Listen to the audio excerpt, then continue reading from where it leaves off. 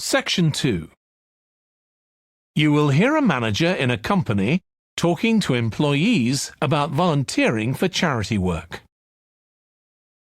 First, you have some time to look at questions 11 to 16.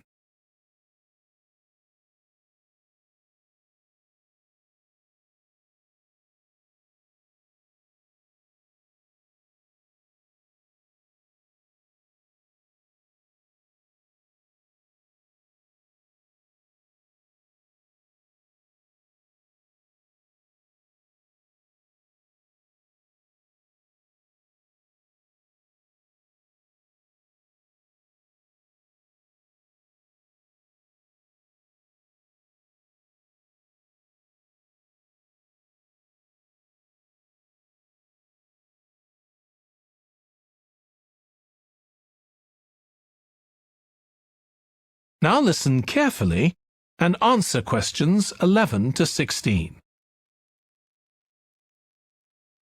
Thanks for coming, everyone. Okay, so this meeting is for new staff and staff who haven't been involved with our volunteering projects yet.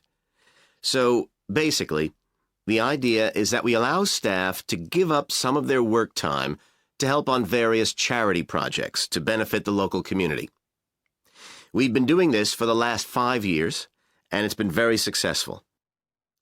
Participating doesn't necessarily involve a huge time commitment. The company will pay for 8 hours of your time. That can be used over 1 or 2 days all at once, or spread over several months throughout the year. There are some staff who enjoy volunteering so much, they also give up their own free time for a couple of hours every week. It's completely up to you. Obviously, many people will have family commitments and aren't as available as other members of staff. Feedback from staff has been overwhelmingly positive.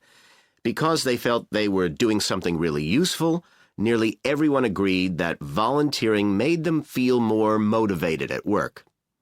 They also liked building relationships with the people in the local community and felt valued by them. 1 or 2 people also said it was a good thing to have on their CVs. One particularly successful project last year was the Get Working project. This was aimed at helping unemployed people in the area get back to work.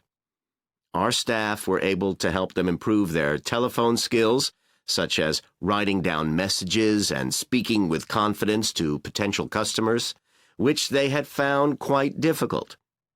This is something many employers look for in job applicants, and something we all do without even thinking about every day at work. We've got an exciting new project starting this year. Up until now, we've mainly focused on projects to do with education and training, and we'll continue with our reading project in schools and our work with local charities. But we've also agreed to help out on a conservation project in Redfern Park. So if any of you fancy being outside and getting your hands dirty, this is the project for you. I also wanted to mention the annual Digital Inclusion Day, which is coming up next month. The aim of this is to help older people keep up with technology. And this year, instead of hosting the event in our own training facility, we're using the ICT suite at Hill College, as it can hold far more people. We've invited over 60 people from the Silver Age Community Center to take part, so we'll need a lot of volunteers to help with this event. If you're interested in taking part, please go to the volunteering section of our website and complete the relevant form. We won't be providing any training for this, but you'll be paired with an experienced volunteer if you've never done it before. By the way, don't forget to tell your manager about any volunteering activities you decide to do. Before you hear the rest of the talk, you have some time to look at questions 17 to 20.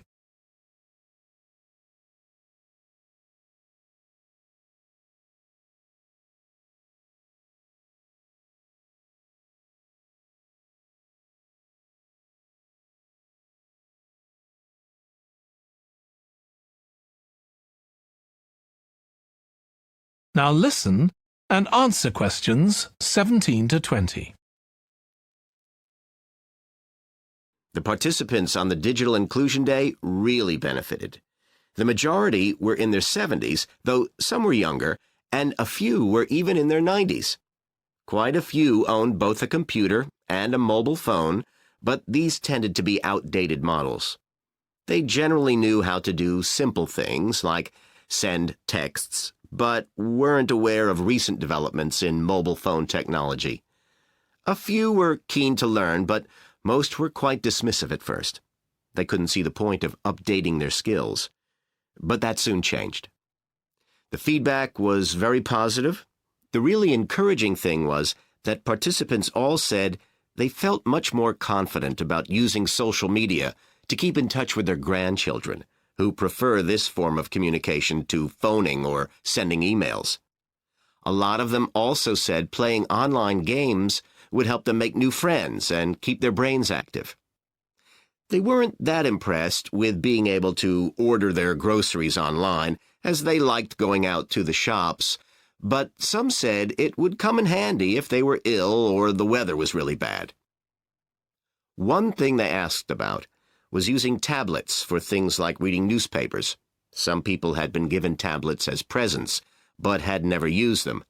So that's something we'll make sure we include this time. That is the end of Section 2. You now have half a minute to check your answers.